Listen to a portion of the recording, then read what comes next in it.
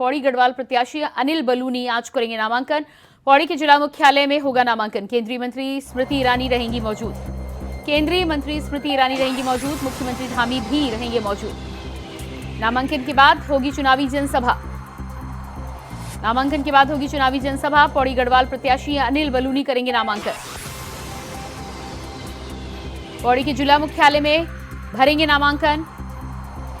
मुख्यमंत्री पुष्कर सिंह धामी भी रहेंगे मौजूद। नामांकन के बाद होगी चुनावी जनसभा।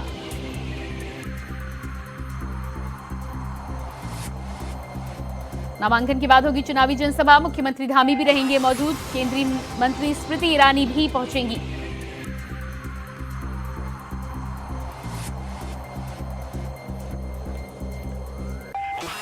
तो लोकसभा चुनाव के मद्देनजर नामांकन की प्रक्रिया की जगह जगह शुरुआत हो चुकी है। पौड़ी गढ़वाल में आज प्रत्याशी अनिल बलूनी अपना नामांकन भरेंगे। बताया जा रहा है कि मुख्यमंत्री पुष्कर सिंह धामी साथ ही साथ केंद्रीय मंत्री स्मृति ईरानी भी इस मौके पर मौजूद रहेंगी।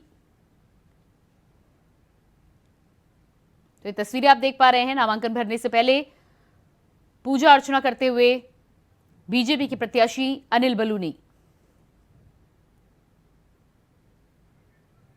और इसी खबर पर हमारे साथ देहरादून से संवाददाता अभय कैथुरा जुड़ चुके हैं। जी अभय, जिस तरह से अनिल बलूनी आज नामांकन करने की तैयारी कर रहे हैं, तस्वीरें हम देख पा रहे हैं। पूजा अर्चना का कार्यक्रम हो चुका है। क्या समय निर्धारित किया गया है और कौन कौन पहुंच रहा है? आज का दिन इसलिए भी बड़ा रोचक यहाँ पे कहा जा सकता है चुनावी रंगों के हिसाब से कि आज बीजेपी के जो जिला प्रमुख है पौड़ी गढ़वाल से जो प्रत्याशी है बीजेपी के अनिल बलूनी, वो आज अपना नामांकन करने जा रहे हैं। पौड़ी गढ़वाल में कलेक्टर परिसर में उनका नामांकन होगा। उसके बाद उनकी जनसभा यहाँ पर होगी, जो रामलीला मैदान है पौड़ी का, वहाँ पर उनकी जनसभा होगी। उनके नामांकन में केंद्रीय मंत्री स्मृति ईरानी यहाँ पर मौजूद रहेंगी। मुख्यमंत्री पुष्कर सिंह धामी उनके नामांकन में मौजूद रहेंगे।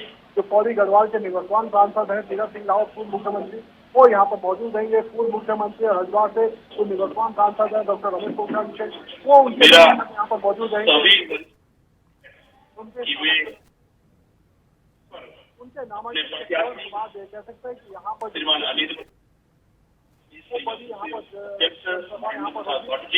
और हमारे देश के भारी पहुंचने वाले हैं।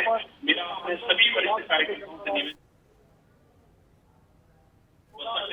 के बाद की जो प्रक्रिया है उस प्रक्रिया में उनके नामांकन की पूरी तैयारी यहाँ पर हो चुकी है। और उनके नामांकन के बाद ही यहाँ पर जनसभाओं की यानी बीजेपी अपने जो कैंडिडेट है उन कैंडिडेटों के यहाँ पर करेगी और उसके बाद जनता का अपना मैसेज पहुंचाने का काम उनका यहाँ पर रहेगा। देख सकते हैं कि लोगों के आने का सिलसिला शुरू हो चुका है, जबकि जो उनका नामांकन है वो दोपहर में लगभग 1 से 1:30 बजे का उनका नामांकन यहाँ पर होगा और उसके बाद उनकी जनसभा यहाँ पर होगी। यानी 2 बजे के बाद ये जनसभा शुरू होनी है। लेकिन जिस प्रकार से लोगों में उत्साह है और लोगों के आने का जो सिलसिला यहाँ पर शुरू हुआ है, तो उसमें कहा जा सकता है कि एक बार फिर जो पौड़ी गढ़वाल की ये सीट है ये फिर बीजेपी की वो खाते में जाते दिख रही, क्योंकि जिस प्रकार से जनाधार यहाँ पर दिख रहा है वो जनाधार इस बात का प्रमाण है कि यहाँ पर जिस बलूनी के या उनके चाहने वाले हैं उनके समर्थकों की संख्या लगातार यहाँ पर बढ़ रही है। जो चुनावी दंगल है उस चुनावी दंगल में लोग उनको एक बार फिर यहाँ पर जाने के लिए आतुर दिख रहे हैं। दूसरी तरफ अगर विपक्ष की अगर हम बात करते हैं तो विपक्ष का कोई भी ऐसा झंडा या बैनर तक यहाँ नहीं देखने को मिल रहा है जिससे कहा जा सकता हो कि विपक्ष चुनावी लड़ाई में चुनावी दंगल में उनके सापेक्ष यहाँ पर खड़ा नजर आ रहा है। और पौड़ी गढ़वाल अकेले उत्तराखंड की एक ऐसी लोकसभा सीट है जहाँ पर कांग्रेस का एक भी विधायक इस समय वर्तमान में कोई मौजूद यहाँ पर नहीं है। यहाँ तक कि जो पूर्व में जो प्रत्याशी कांग्रेस पार्टी से रहे नहीं, जिन्होंने 2022 का विधानसभा चुनाव भी लड़ा, वो भी बीजेपी के पाले में आ चुके हैं। उन्होंने भी बीजेपी का दामन यहाँ पर थाम लिया है। तो ये कह सकते हैं कि पौड़ी गढ़वाल का चुनावी जो दंगल है ये बीजेपी के लिए और बड़ा उत्साहजनक यहाँ पर कहा जा सकता है। जैसे जैसे समय व्यतीत हो रहा है, जैसे जैसे ये कह सकते हैं कि नामांकन के बाद मतदान की तिथि नजदीक आ रही है 19 अप्रैल के लिए, लोगों में जो चुनावी उत्साह है वो और देखने को यहाँ पर मिल रहा है। जी बिल्कुल। तो जिस तरह से अनिल बलूनी के नामांकन के पहले ही जनसभा में लोगों का आना शुरू हो चुका है, जनसभा भी की जाएगी नामांकन के बाद में। यदि पौड़ी गढ़वाल सीट की बात की जाए तो कांग्रेस से गणेश गोदियाल इस सीट पर है। मुकाबले की बात की जाए तो कांग्रेस लगातार दावा ठोकती हुई नजर आ रही है। क्या लग रहा है आपको, इस बार का मुकाबला कितनी कांटे की टक्कर देखने को मिलेगी? चुनावी मुकाबला तो काफी दिलचस्प यहाँ पर इसलिए भी है क्योंकि कांग्रेस के जो प्रत्याशी हैं, कांग्रेस ने जिन्हें चुनाव मैदान में उतारा है, वो कांग्रेस के पूर्व प्रदेश अध्यक्ष है पौड़ी गढ़वाल में ही वो विधायक यहाँ पर रहे, श्रीनगर तो विधायक रह चुके हैं, रजतेंद्र विधायक रह चुके हैं। और सबसे बड़ी बात है कि जिस प्रकार से वो जनभावनाओं के साथ उभरते हुए नेता यहाँ पर कहे जाते हैं, तो ऐसे में चुनावी मुकाबला तो दिलचस्प कहा जा सकता है। लेकिन कांग्रेस की जो अभी तक की जो रणनीति देखने को मिली है, उस रणनीति में कह सकते हैं कि कांग्रेस के अन्य जो प्रत्याशी हैं, उन सभी प्रत्याशियों के मुकाबले गणेश गोत्याल जो पौड़ी गढ़वाल से कांग्रेस के प्रत्याशी, वो काफी अच्छा चुनाव लड़ते हुए यहाँ पर नजर आ रहे हैं। उनके चुनावी कैंपेन शुरू हो चुके हैं, लगातार वो अपने चुनावी कैंपेन कर रहे हैं, जनता के बीच जाने का काम कर रहे हैं। लेकिन बीजेपी के लिए प्लस पॉइंट इसलिए कहा जा सकता है क्योंकि बीजेपी जो संगठन आधारित जो पार्टी है, उसका जो कार्यकर्ता है, वो कार्यकर्ता बूथ स्तर से अपने काम को यहाँ पर करता है।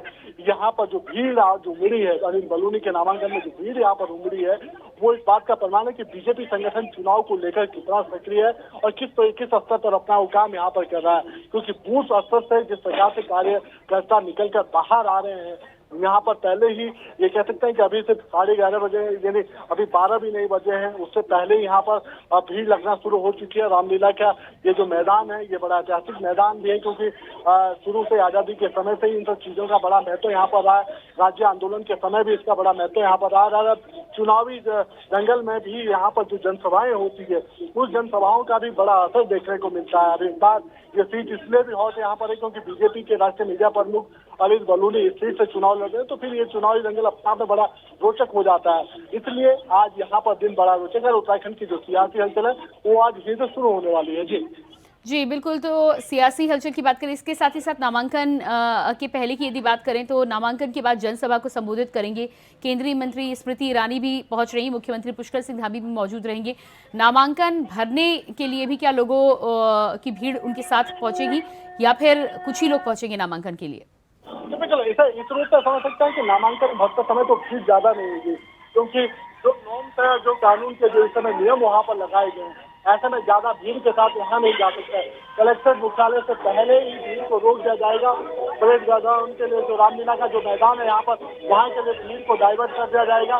लेकिन कलेक्टर के अंदर यानी कह सकते हैं कि जो प्रत्याशी है, प्रत्याशी के साथ 5 लोग अंदर जाएंगे और नामांकन भरने का काम करेंगे। लेकिन जब नामांकन भर के अनिल बलूनी बाहर आएंगे, यानी 1:30 बजे के करीब जब अनिल बलूनी बाहर आएंगे कलेक्टर मुख्यालय में, तो उसके बाद जो उनका रोड शो, उस रोड शो में हजारों की संख्या में लोग मौजूद रहेंगे। और उसके बाद ये कह सकते हैं कि रामलीला का मैदान है, उस मैदान पे ही यहाँ पर जनसभा आएगी। जी बिल्कुल। अबे तो कितना समय इसके बाद अभी रह गया है? नामांकन का समय जिस तरह से आपने बताया कि जनसभा के लिए 2 बजे का समय निर्धारित किया गया है, नामांकन के लिए कितने बजे निकलेंगे नेता? 1 से 1:30 बजे का समय नामांकन के लिए यहाँ पर निर्धारित हुआ है। 1 बजे के करीब वो यहाँ पर पहुंचेंगे, उसके बाद वो नामांकन करने के लिए यहाँ पर जाएंगे। 1 बजे का समय इसलिए भी क्योंकि मुख्यमंत्री पुष्कर सिंह धामी देहरादून से लेकर यहाँ पर इस समय 12:30 बजे के करीब यहाँ पर पहुंचेंगे और उसके बाद वो अनिल बलूनी के साथ उस नामांकन में शामिल होंगे। तो उनका भी इंतजार यहाँ पर होगा। केंद्रीय मंत्री स्मृति ईरानी यहाँ पर पौड़ी में पहुंच चुकी है, वो इस समय अनिल बलूनी के साथ मौजूद है और अभी उनकी बातचीत वहाँ पर हुई है। उसके बाद वो सीधे तौर पर यहाँ पर आएंगे। नामांकन के बाद सीधे यहाँ पर जो रामलीला का जो मैदान है, वो यहाँ पर आएंगे और यहाँ पर अपना संबोधन देंगे। पौड़ी गढ़वाल की जो जनता है, उनको अपने संबोधन के जरिए अपने प्रत्याशी पार्टी के प्रति नामबंद करने का काम करेंगे। जी बिल्कुल। अब इस तमाम जानकारी के लिए बहुत शुक्रिया आपका।